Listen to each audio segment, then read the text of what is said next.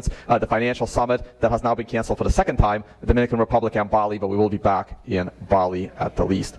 All right, there we go. All right, so what I want to talk about today, I want to talk about decentralization. And I had this idea for a little while to just discuss it, because everyone is just throwing this word around. And I guess the final trigger that caused me to say, you know what, I need to write an article, because I only write maybe 2 articles a year, just not my specialty, that's why I do YouTube videos. And we need to talk about decentralization. And I guess the trigger for that is I saw a giant Cointelegraph article. I think I mentioned Charles Hoskinson a little too much, where he says that Cardano is more decentralized than Bitcoin. And that was just, no, that's insane. How can that be possible? And this is where I wanted to talk about what does decentralization mean. And I've been reading a bunch of articles, and articles from Parker Lewis around Untitled Capital were very, very good as far as talking about like why Bitcoin can be stopped and why it can be copied. But I wanted to specifically focus on the word decentralization. So to me, what makes Bitcoin sufficiently decentralized is the fact that it has 3 independent levels of decentralization. And we're going to talk about all 3 of them. One of them is the code. One of them is mining, and one of them is nodes. They are 3 independent parts. And for me, in order to consider a project to be sufficiently decentralized, I don't like using the word decentralized because there's no line. It's always a gray line. There's no end to it. You can always get more decentralized. You can always be less decentralized, but is it sufficient enough?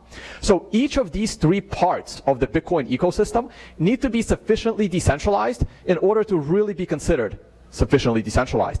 So we're going to go through them one by one. The first one I want to focus on is code, and they are in no particular order. No one part of these 3 is more necessary to the system than the other. And this is the beauty of Bitcoin, the Bitcoin network, is that not one of these takes priority over the others. So we're going to start with code because that's kind of how Bitcoin started. And what does it mean for the code to be decentralized? That goes back to the Bitcoin core developers. The way code is written, the way code is reviewed, the way it's decided upon which code is going to be part of the next release of the next client.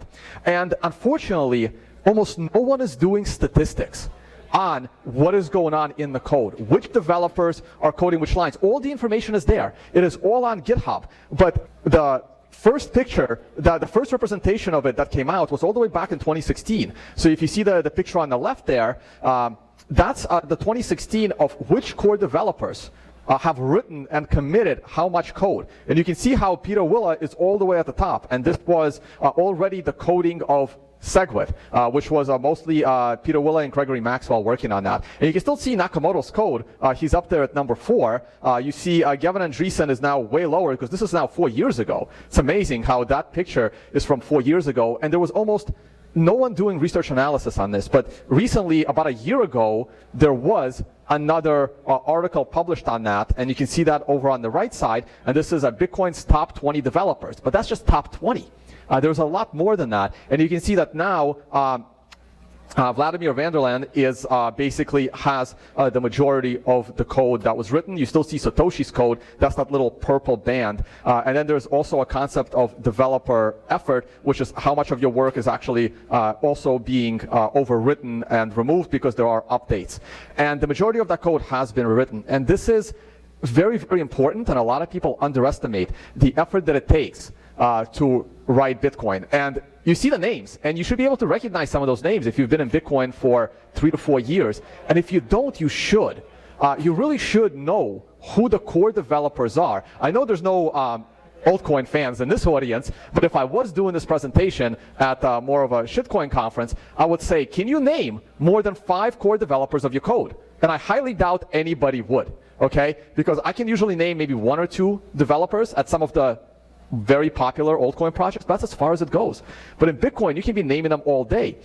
In fact, this was the comparison of how many core developers contributed to the Bitcoin core client 0.14. This was the SegWit. This was the SegWit core client, and then you had Bitcoin Unlimited, which became Bitcoin Cash, that spun off because they didn't like it. And there's their list of developers on that project. And I know some of those guys, and I'm like, I don't know how much of a developers they are. You can look at Bitcoin Error Log right there, who got his, that's John Cavallo, Bitcoin Error Log, the big troll of Bcash, and he got on that list by fixing some grammar, and then he kind of made sure, hey, I want to be on that list. So this is the big difference of how many developers are actually looking at your code and making sure that all the bugs are fixed. And it's also becoming very challenging to say who is and isn't a Bitcoin Core developer. And it's becoming hard to say who is a Bitcoin Core developer and who isn't, because Bitcoin is just a base layer. And the protocol is getting really, really advanced with second layer solution and what is being built on top of it. So thank you, Lucas Nuzzi, for this graphic. It's from an article called Bitcoin's Technology Stack. And it was an affinity scam, which is where you build a reputation, you have a reputation, and then you just may not even burn that reputation. You burn that reputation to some, but you sucker everybody in. This is the the Richard Hart model, basically. But yeah, it's unfortunate, and that's the thing. There's multiple levels to that. An ICO on Ethereum basically tells me that you're using an unsecure bottom layer. If you built that ICO on top of, say, Bitcoin, Liquid, or RGB, you can build your shitcoin on top of Bitcoin. It doesn't change that from being a shitcoin. It just means you were smarter about the underlying layer. It's it doesn't change the outcome of it, but at least you're smarter about the underlying tech. So that's kind of my view on it. So the concept of these utility tokens need to be publicly traded for to discover a value is crazy.